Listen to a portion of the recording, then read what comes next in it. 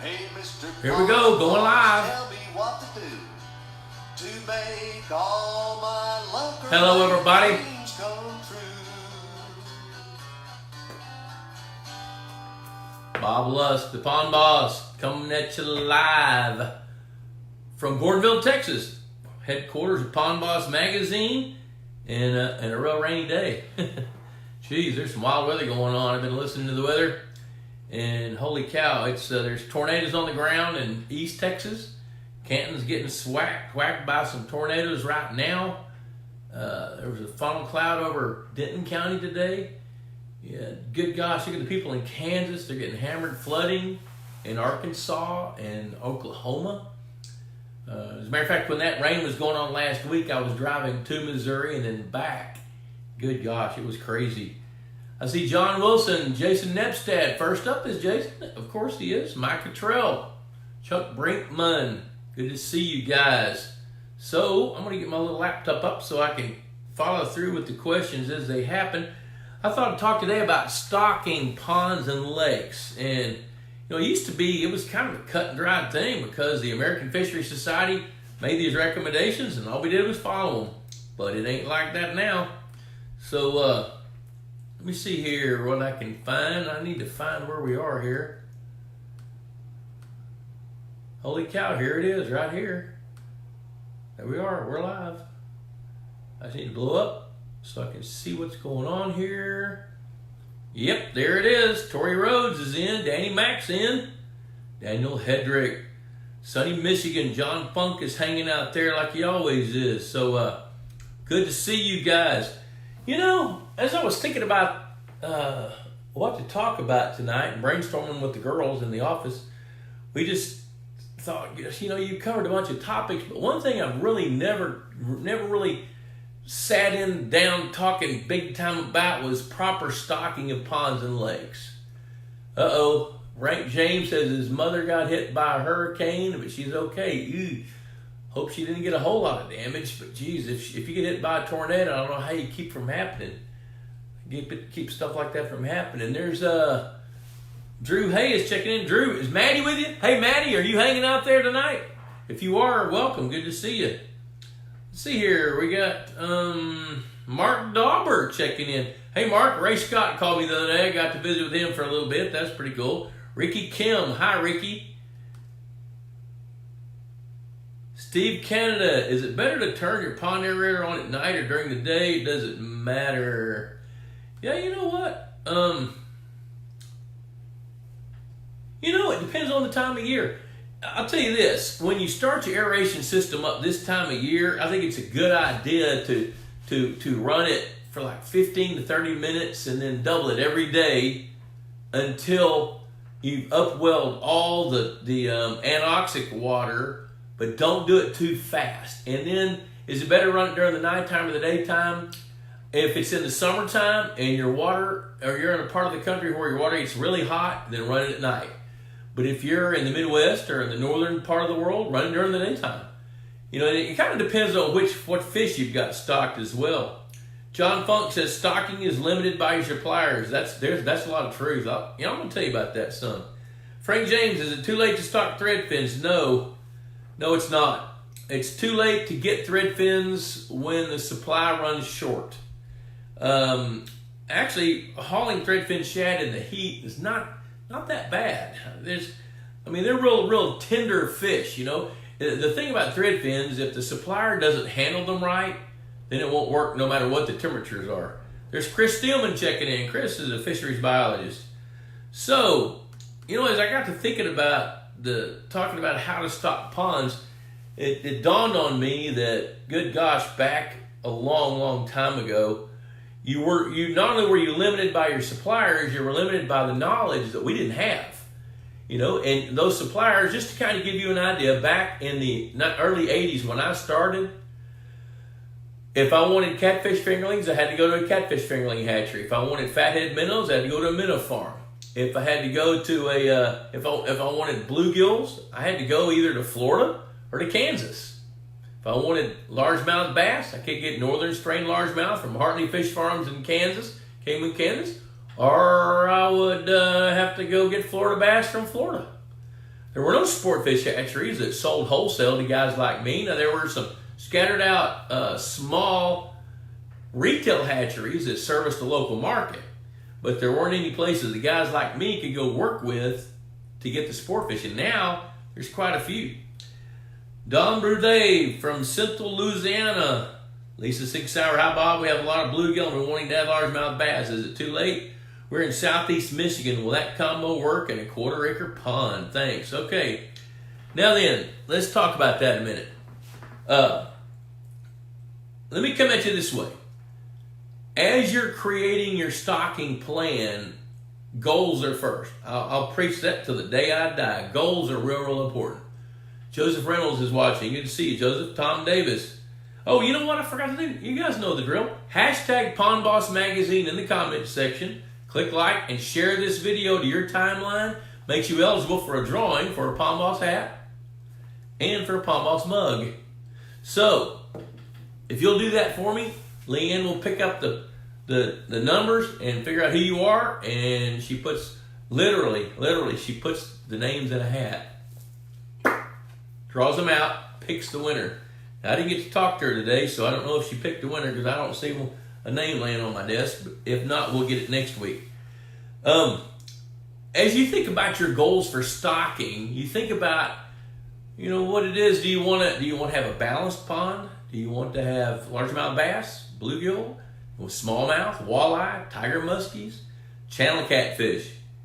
So you've kind of got to think about what you want. Now, you do have limiting factors. When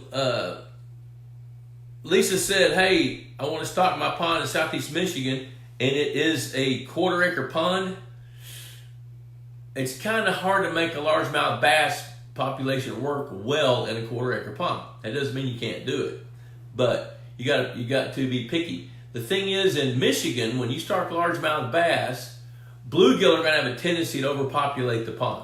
So the good thing about a 1/4 acre pond is you can harvest a lot of fish in a short period of time and kind of keep the balance going. So if you have bluegills, I'm going to tell you the only fish that can probably keep up with them in Michigan are largemouth bass. Now, the thing about northern states, you've got a lot more choices and options than folks in the southern states do. You can stock walleye. You can stock smallmouth bass, yellow perch. You guys can do that because your water doesn't get so hot that they can't live like people in the south. So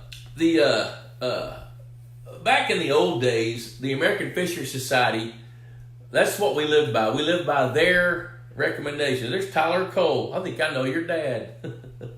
The interesting thing is that it was kind of a dichotomous key.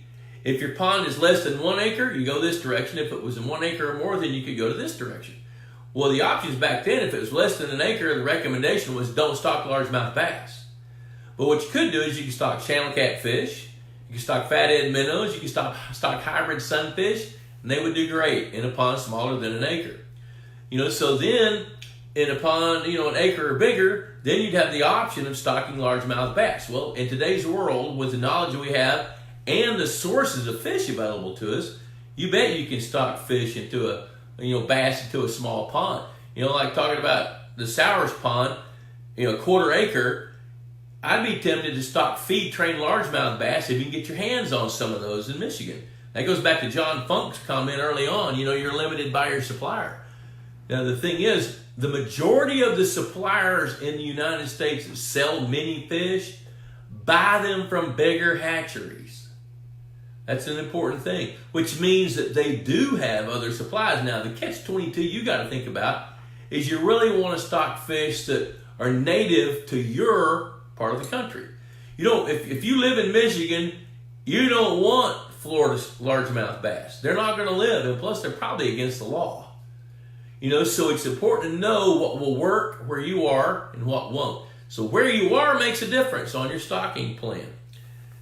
Sheridan Ashmore, good evening. Good to see you, man. There's Clark Cole. I think I know your son, except we've never met. Clark, good to see you, buddy. Tyler must have shared the video to his timeline. That's cool. Good to see you. Clark worked for me way back like in 1986, 87, 88 while he was in college and didn't have any gray hair. So when you're thinking about stocking, goals are first. Then the next thing is what can your pond allow you to do? So then you got to think about what kind of habitat you've got. And if you don't have the habitat for the fish you want, you need to build it, provide it, add it, put it in there. You know, if you want largemouth bass and bluegill, you better have spawning beds for those fish or places for them to be able to reproduce. You know, if you want to have big largemouth bass, you better have places for the bait fish to hide. You better have diversified bait fish stocks. You know, you got to have different species. Bluegills, red ear sunfish, fathead minnows to start. So when you're creating a stocking, a pond to stock, a brand new pond, we're going to go one direction in it. With a new pond, we're going to go a totally different direction in an existing pond if you're talking about stocking fish. I got a question about 15 minutes ago. I'm going to read it to you here in a minute, and you're going to like it. Tyler Cole, yes, sir. I bought a 12-acre clay quarry lake and trying to figure out how to manage it. It's very clear. Good. We need to have a comment or a conversation. I'll talk about that here in a minute.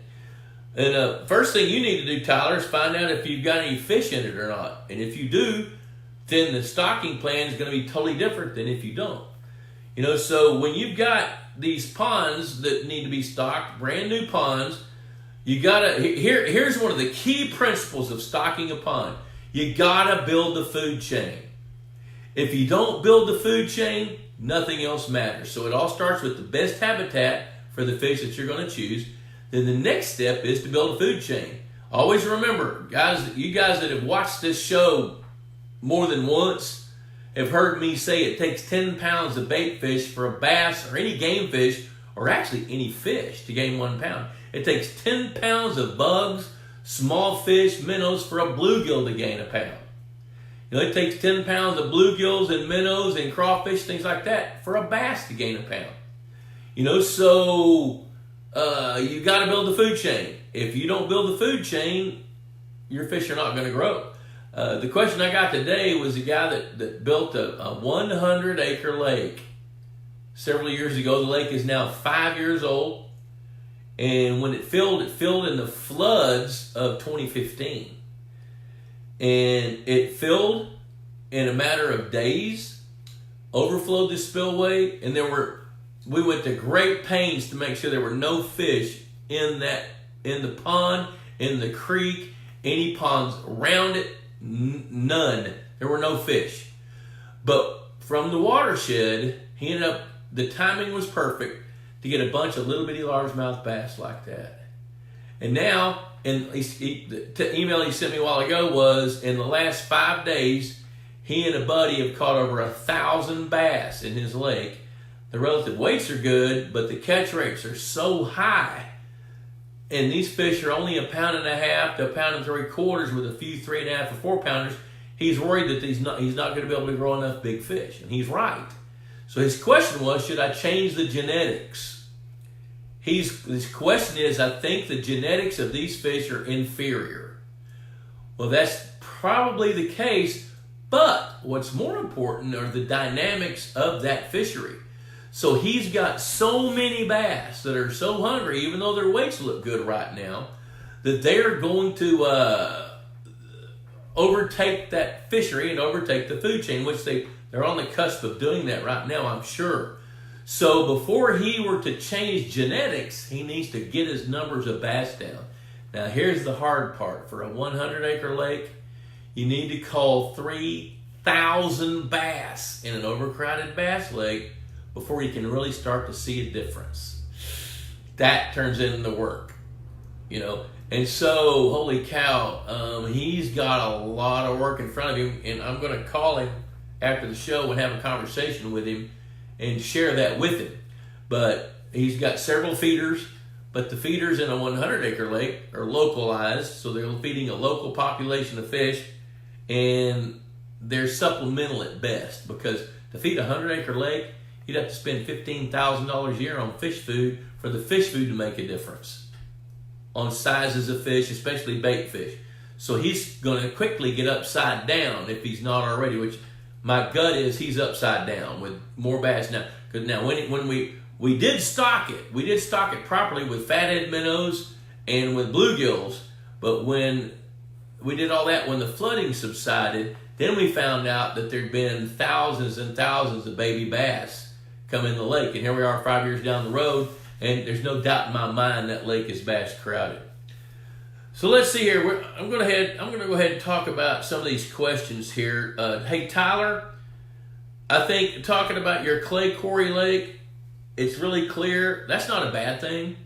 But what you need to do is first figure out what kind of fish you've got. And I would weigh and measure some bass. I'd fish with different techniques. I'd be trying to catch brim, be trying to catch bass, fish for catfish.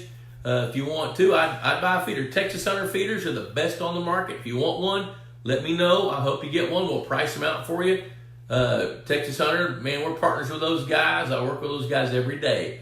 And I can coach you through that. And if you want to feed the fish, you can feed the fish and start to see what you've got. But job one on an existing pond for Tyler and everybody else that's got one, don't put any fish in it till you know what you've got.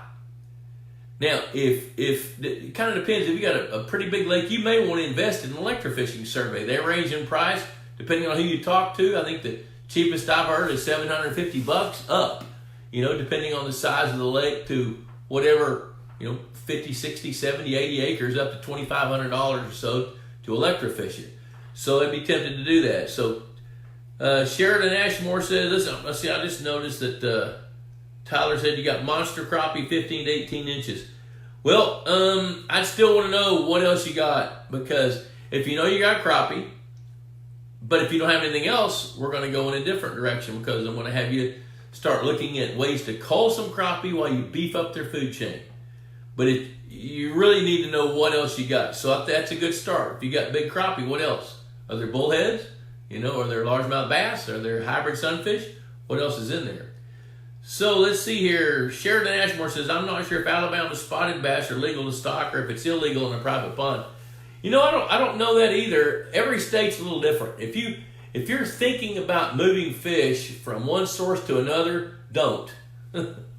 Those fish grew up over there, and when you move them over here, there's no assurances that they're going to thrive at all. Now, if you want spotted bass, I don't know any hatcheries that raise them, so your only choice to get spotted bass is probably to catch them from a wild source and catch enough that they can reproduce.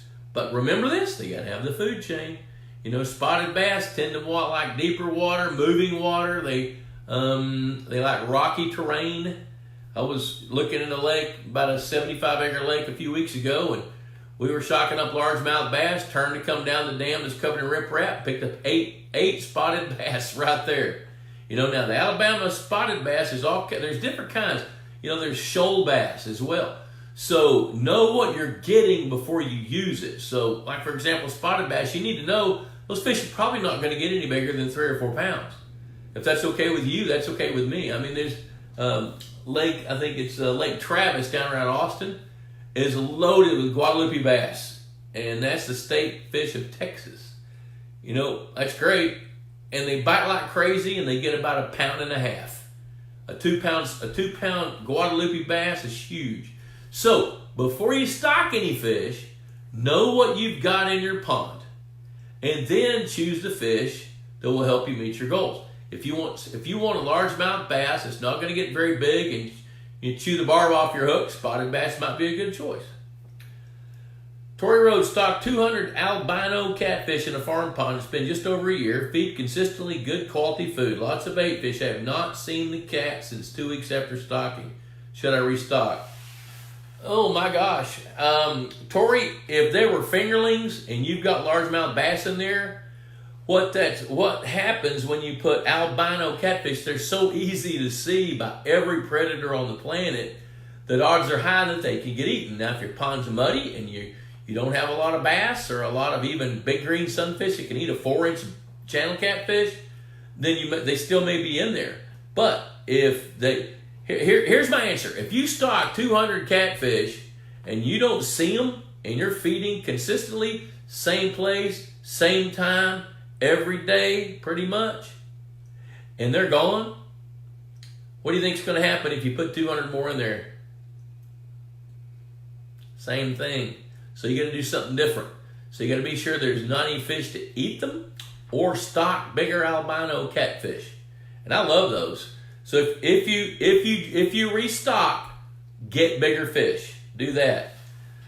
There's Jim Schuessler. Jim, it's really interesting. I've got a real good friend here in Whitesboro named Jim Schuessler. That's pretty cool. Have a 1 acre pond. I recently installed an aeration system to deal with the sludge. There are a good number of weeds. Should I add grass carp? How many do they reproduce? Remind me where you are, and I'm going to tell you if you're wanting to deal with sludge and you got a good number of weeds, if it's the kind of weeds that grass carp will eat, I'd say, yeah, do that, because when the grass carp eat them, they're going to take some of the nutrition that they need, they're going to gain weight and turn it into flesh. Where if you were to treat them with herbicides, all you're going to do is kill them and add to your sludge. So if it's the kinds of plants that grass carp eat, absolutely stock grass carp.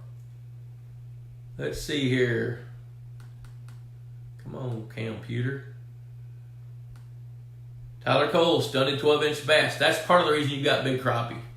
Those bass, stunted bass, they eat baby crappie. Now here's something everybody needs to know. When you're stocking a pond, crappie typically don't work well in ponds or lakes smaller than about 20 acres because they have different habitat requirements. And if you don't have specific habitat for crappie, then they're going to compete with largemouth bass, they're going to compete with bluegill, they're going to compete with the other fish that you've got. And they spawn first every year. When they do spawn, they're inconsistent spawners. So sometimes they spawn, sometimes they don't. I remember in 2015 when we had all the floods here in North Texas, we had 40 inches of rain in 40 days. Kind of like what's going on in Tulsa and Arkansas right at this moment. They've just been inundated with way too much water. And the consequences were that every time a front blew through, the crappie that were ready to spawn, they went back. They went back out in deeper water. And it happened every week.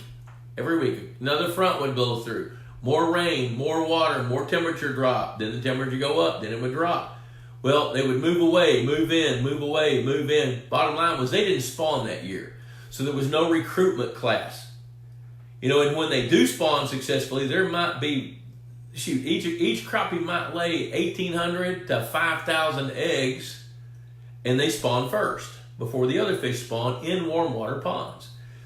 So their baby fish are eating other fish's baby fish as they're coming off the nest over the next 6 or 8 weeks. So they can overtake the population, overcrowd, and stunt, and then you wind up with a bunch of 4-inch crappie about as thick as a postage stamp. So that's part of the problem with crappie in small waters. But Tyler, the reason, I'm going to say the biggest reason you've got big crappie like that is because your largemouth bass have just eaten all the babies because your bass are crowded. Now, if you told me, if you typed in here, wrote it down that you were catching bass that ranged anywhere from 8 inches to 26 inches long, and the average bass was 16 inches long, I'd tell you a different story about your crappie. But here's the bottom line: is your crappie are doing fine because your bass are crowded. Now, as you start to thin out your bass numbers, you need to be building the food chain that can support the bass and the crappie, because in this clay pit, odds are low that you're going to be able to get rid of enough crappie to influence the success rate of your bass and your bluegills, if that makes any sense. So what I would do is I would start weighing and measuring largemouth bass, Tyler. A 12-inch bass, okay, you guys go get a pen. All right, you got time, you got a pen. Got paper? All right. A 10-inch bass should weigh 10 ounces. A 12-inch bass should weigh 12 ounces. A 14-inch bass should weigh 1 pound, 7 ounces. A 16-inch bass is 2 1/4. An 18-inch bass should weigh 3 1/4. If you plot those lengths and weights onto an XY graph, you're going to see a curve that looks like that. So you start weighing that. That's the standard curve. That's what a fish should weigh, a bass should weigh. Now, several people have emailed in and asked for my little Excel spreadsheet. I've got one where you can plug in the lengths and weights, and it'll plot your fish onto a standard curve. If you want that, email me and let me know, and I'll send it to you. But what you need to do, Tyler, is start weighing and measuring some of those bass, and then compare them to standard. And pretty soon you're going to see your size classes and which fish are actually totally stunted. There's Craig McBride checking in. Good to see you, buddy. Now, Tyler, at the same time that you're culling those 10 to 12 inch bass or 13 and under, whatever you're culling, and you're weighing and measuring, at some point you're going to start to see the weights go up. When the weights go up, that's when you know you're getting to a good point. But after you start culling some bass, you need to stock some adult bluegills if you don't have any bluegills. So take some night crawlers and bobber and go out and start catching sunfish. See if you've got any sunfish. And if you do and you're not sure what species they are, let me know. All right, so now then, let's see what we got going. There's Dick Tabbert checking in, Cody Sandoff. All right, Sheridan Ashmore knows spotted bass are very aggressive spawners. All bass are aggressive spawners. That's why Tyler Cole has got a bunch of stunning bass, because they're aggressive spawners. Craig McBride's checking in. He's working on a rendering. Had Craig over at the house yesterday. We're going to have Craig as a guest on this show at some point. We're going to shoot a video. What Craig does is he has a unique niche in the pond business. He builds basically advanced water features. Now, I'm sure he can build a little water garden in the backyard like you could maybe do yourself, but he knows how. And what we're talking about doing at the house, what we're going to do at Lusk Lodge, Comma 2, is we're going to build a little artificial stream that feeds into a rock trout pond in the winter, tilapia pond in the summer, that overflows into a wetland filter, that overflows into a natural swimming pond. It's going to be about 600 square feet. And that pond is going to overflow into our big swimming pond, which is right by the house. So we're going to build a really cool water feature, and we're going to document it as we go.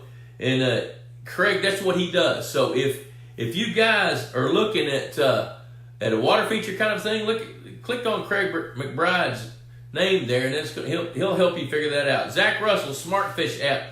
That's right. You know what? Hey, Tyler Cole, I'm glad Zach did that. Zach's from McFadden Lake over in Fayetteville, North Cadillac. If you will look up the Smartfish app, Wade Bales invented this thing. It's really cool. It's a free app. And right now he's running a sale for storing data. You can store your data on his app and refer back to it, and you can do it on your iPhone. Or if you have the app, you can figure it out. There we go. There's Craig McBride just put his website up. Perfect.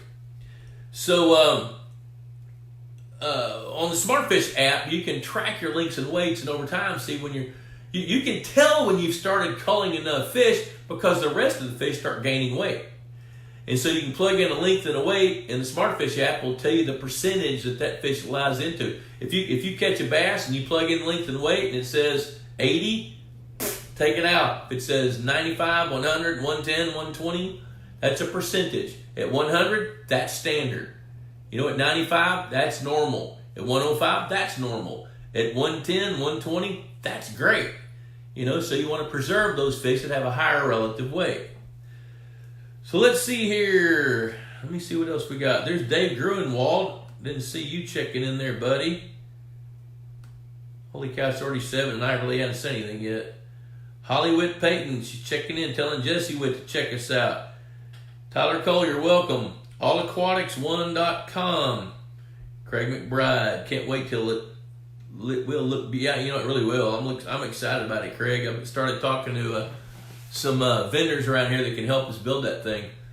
All right, so I want to kind of add a little for the next 30 minutes or so. I want to add a little method to what I'm going to talk about stocking ponds. So remember, #PondBoss Magazine. Click like, share this to your timeline right now. You're eligible for a drawing for a Pond Boss hat and a Pond Boss mug. This mug keeps hot things hot and cold things cold. I don't know how it does it, but it does it. So, also, you know what? Tell your friends about Pond Boss Magazine. We've had some folks checking in. There's Todd Austin checking in, who have bought a subscription. This is what fuels me to keep doing this. And if you subscribe to Pond Boss Magazine, that's the economy. That's where the dollars come from that allow me to do these free things so everybody can benefit from it. So spend $35, please. It's a year's worth. And my favorite line is that, You're going to take your wife out on a date Friday night. You're going to spend $40 and it's going to be gone the next day. You can spend $35 on this and it's going to last a year and you're going to get a nugget out of it every issue. Something good. This issue actually, and I don't even know where I came up with this article. I'm just kind of thinking about it through my little brain over here. It said, the question is, does your lake influence your fish or do your fish influence your lake? Anybody know the answer to that? Zach Vaughn checking in. Okay, so now I want to go back to the concept of stocking a pond. You've either got a new pond or an existing pond. If you have a new pond, is it an acre or bigger or smaller than an acre? If it's smaller than an acre, yes, you can stock largemouth bass, but you're going to not be able to harvest as many. And an option you've got is feed train largemouth bass. But here's the tried and true methods for stocking that almost always work. I can't think of any failures we've ever had when we do it this way.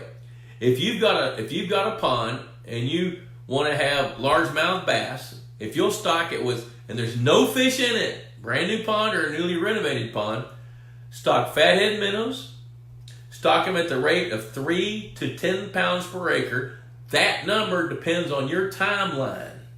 If you want to stock bass sooner, stock 10 pounds per acre. If you don't mind waiting 6 months to a year, stock 3 pounds per acre. Because those fatheads have got to reproduce. Fatheads are going to jumpstart the largemouth bass. That's their job. Their job is to promote the first 1.5 to 2 years growth of newly stocked baby largemouth bass. Stock anywhere from 500 to 1,000 bluegill fingerlings per acre, along with some red ear sunfish in the south. In the north, bluegills with pumpkin seeds in the north. That's what works better there. And then you can stock anywhere from 50 to 200 largemouth bass per acre. Now that number, that's a wide variation in numbers. If you want a balanced pond, stock 50. If you want to grow trophy largemouth bass, stock 200. And be sure that you've got a mix of genetics. Genetics plays a role if you want big fish. If you don't care how big they get, don't worry about genetics. Okay? So now, the fathead minnows, the bluegill, and the red ear sunfish are the fundamental food chain for a balanced fishing lake up to a trophy bass lake. Now, if you want to really grow some big fish, you need to diversify that food chain even more. I'd stock threadfin shad.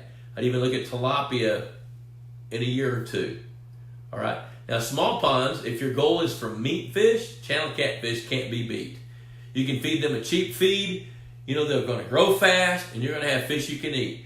Now, if you want sunfish, now here's the catch-22 with the channel catfish pond. If you want a catfish pond, you can stock anywhere from 50 to 1,000 per acre. Pick that number based on harvest. You know, if you're gonna eat a lot of catfish, stock bigger numbers. But boy, howdy, if you stock 500 catfish per acre, you better start catching them and eating them when they hit about 1.5 pounds to 1.75 pounds to 2 pounds. Because if you don't, they're notorious for gaining weight fast, overcrowding the situation, creating some toxicity with water quality issues, and then dying in August. You know, so if you're going to stock more catfish, you really need to harvest them. Hey, there's Bruce Condello. Hey, Bruce, my good friend from Lincoln, Nebraska. JJ Stark's giving us a thumbs up. Dave Gruenwald's going to subscribe this week. Thanks. That's what I'm talking about. We appreciate you doing that because that brings you in as part of the team. Hey, Bruce, while you're on here, I've got one little announcement. I've been talking about this for a long time, and I'm ready to pull the trigger. Yep, Bruce says 500 catfish per acre, good eat. Yeah, you better eat them. I mean, if you're going to stock 50 per acre, you can name them, but if you stock 500 per acre, you better eat them.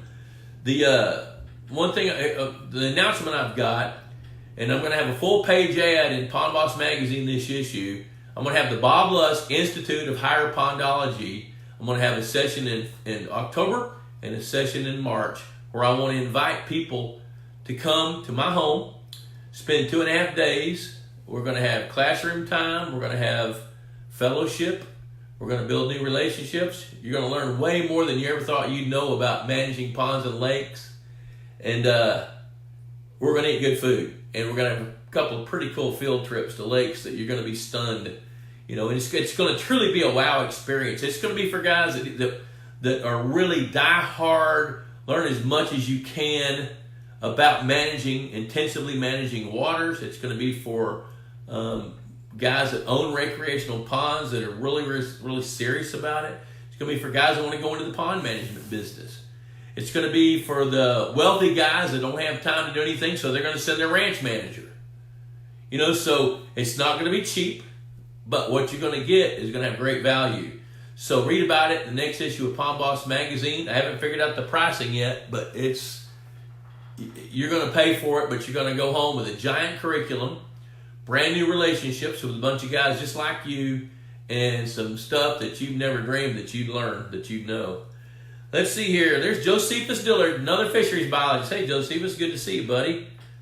I love watching you. I'm kind of a Facebook lurker. I don't really post on other people's pages a lot, but I'm watching. And Josephus is doing some pretty cool stuff with fisheries in the Southeast. So let's see here. Jason Nepstead, our F1s arrive tomorrow, and I think that's the best genetics you can buy. And you know what? The thing about Jason Nepstead is this guy lives it, eats it, and breathes it, and he studies it more than anybody I've met in a long, long time. So yeah, you know what? Those American Sport Fish Hatchery F1 Tiger Bass, I don't know that you can get better genetics if you're looking for that F1 cross, especially. They've also got Florida strain largemouth, and they've got northern strain, and they go to a lot of effort to secure the best broodstock they can get. So let's see here.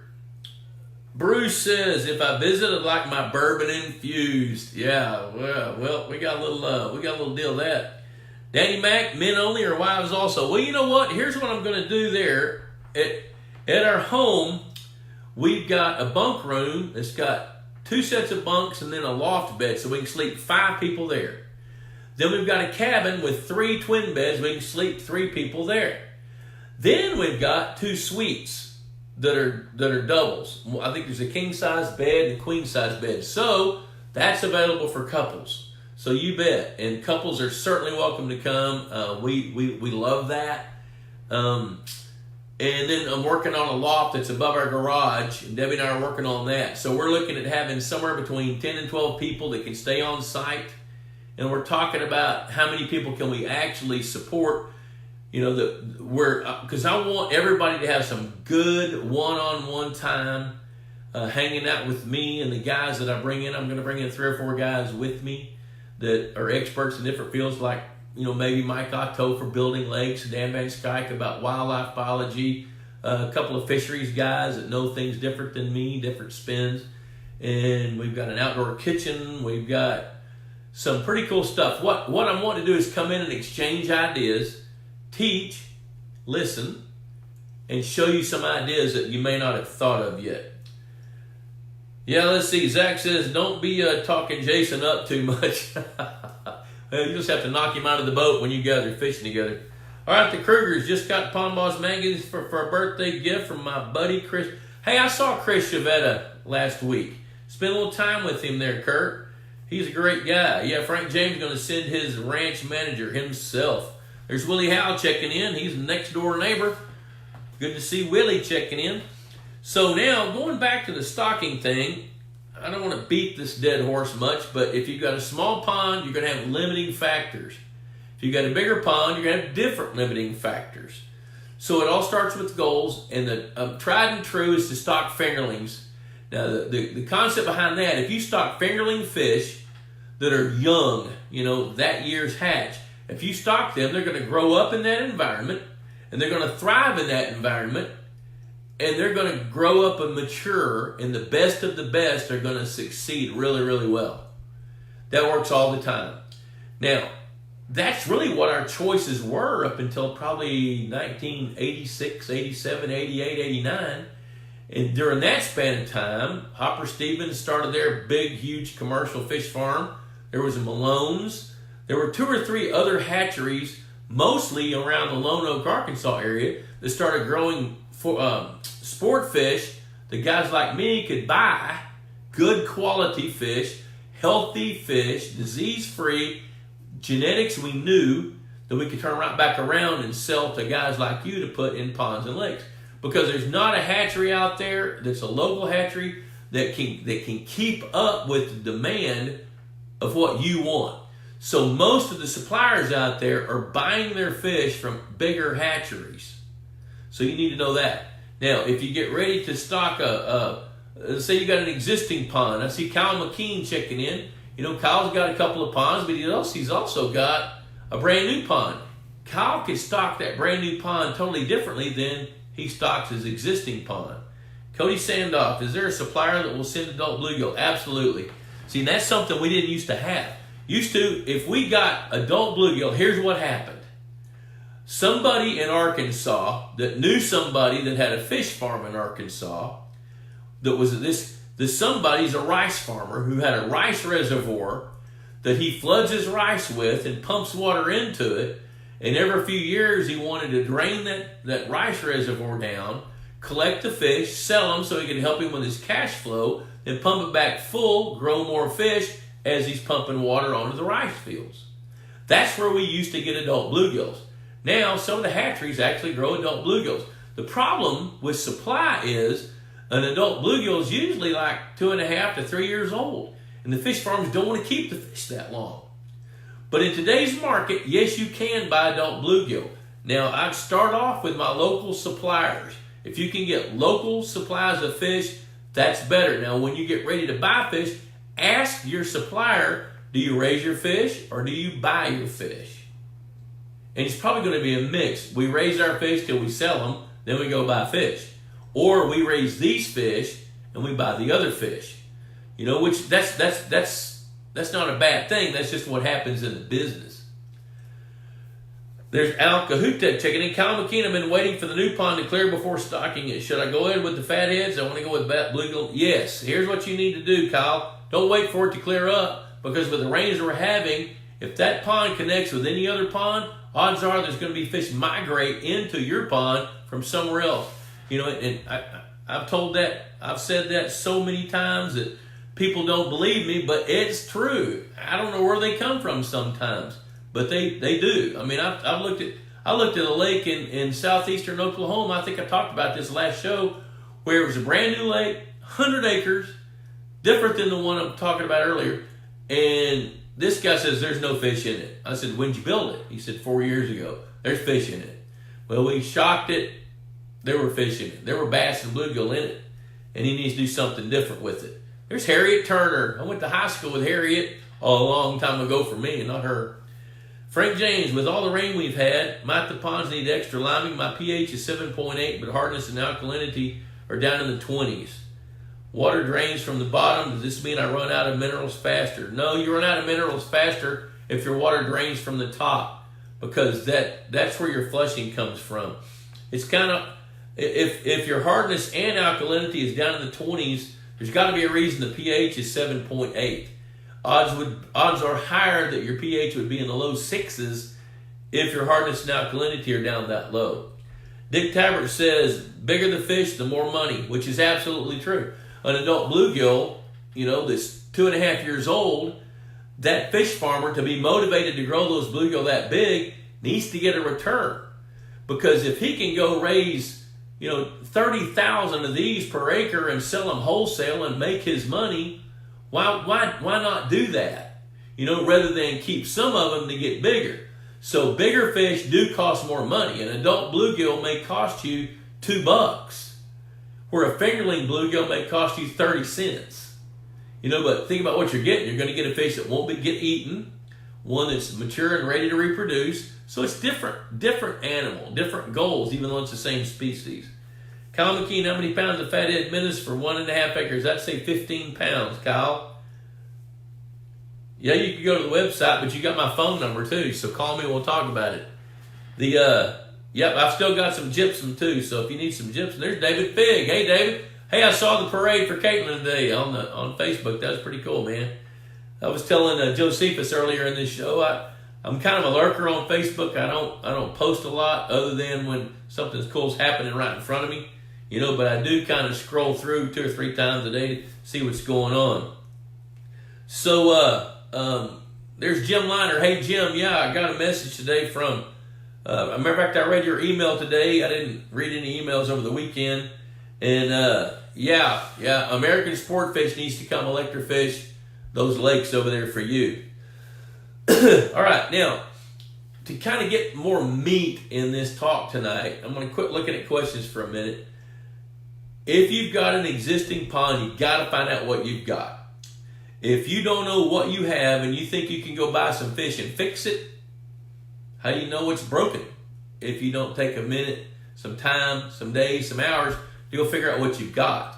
You know, for a bigger lake, I think it's a wise move to spend the money to get an electrofishing survey done. If you do that, then you know what you have and you can come up with a game plan on what to do. It's not unusual in this business for somebody to call me and say, hey, Bob, I just got through spending $3,000 on minnows and bluegill, and then I found you. And then we go check the lake, and it's like Tyler Cole's lake that's full of stunted bass. Guess what happens if you take $3,000 worth of fathead minnows and bluegill about this big, and you go stock them into a lake that's crowded with bass? You just gave them an expensive meal. Because if you can't establish a food chain that can have some opportunity to perpetuate itself, it ain't going to work. So, know where you are on an existing pond. New pond is different. Now, used to, let's see here. All right, Corey Catlett, Jake, he's referring, thanks for referring Jake. Josh Gilliland, what's that normally cost? An electrofishing survey ranges anywhere from $750 up to $2,500, depending on who does it and where you are and where they are. How much does it cost to stock a pond? A brand new pond with no fish in it, you can pretty well bet it's going to take somewhere between $350 and $600 per acre to stock fingerlings, and that dollar amount, is depending on your timeline based on your goals. Now, I've had guys call me and say, hey, Bob, I'm 75. I don't want to wait for little bitty fish to get big. So what does it take? I want to stock it where I can start fishing for fish tomorrow. Well, I had one guy, I've told this story once on this show before, but he spent $90,000 to stock a 9-acre lake. But he could go out that day and start catching good fish. Bass are anywhere from 1.5 pounds. The two biggest ones we put in were double digits. A lot of 3 to 5s, 5 to 6s, a couple of 7s. So a lake like that, you can stock a lake with big fish. Now, before you do that, talk to me, because I'm going to tell you some of the pitfalls and pratfalls that you can expect, because it doesn't always work. Because remember earlier I said, if you take those fish from this environment, put them in that environment, there's no guarantees that's going to work. So we need to talk about it so you can understand the consequences. It's back when Lake Fork was really in its prime heyday. It was common for me to get somebody call and saying, hey, I caught a 6 in Lake Fork today and I moved it to my 4-acre pond in Athens. Is that okay? Well, really, it's not. It's not. There's two reasons it's not. It's not because that fish grew up in that lake in Lake Fork, and do you have the food chain to support it? Odds are that fish was conditioned to that environment in Lake Fork, which yours may be a better environment, but there's no assurances that fish is going to make this change. It'd be like if you took me and dropped me off in the middle of New York City, I might survive, but I wouldn't thrive. And so fish are the same way. But like with, we'll take Tyler Cole's example a while ago, stunted bass and big crappie. Odds are high that he doesn't have any bluegill in there. Well, he needs some bluegill, but what happens if he stocks little bitty ones? They're not going to live. So he needs to go shopping for some 6 to 7 inch bluegills if he can find them. And those will be $2.50 to $3 a piece, depending. And we could probably help him find those, but we got to do a little homework to go find who's got them.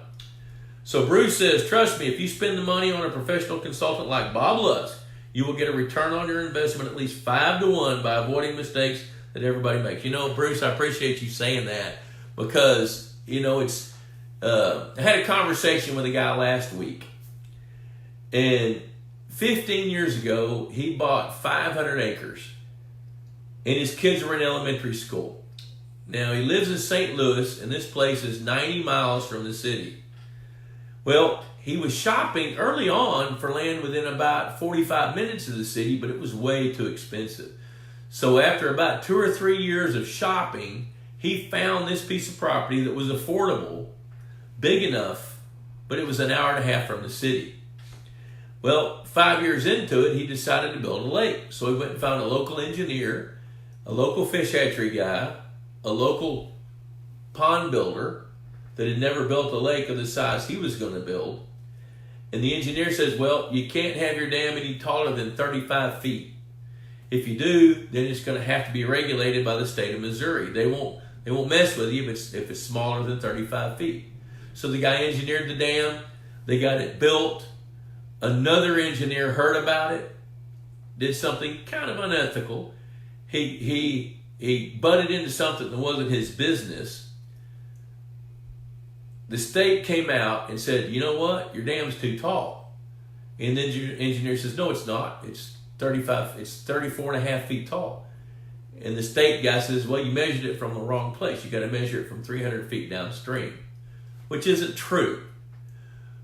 Well, it cost this landowner 6 figures to fix it. And that didn't count moving any dirt. That's what it took for him to jump through the hoops to find a different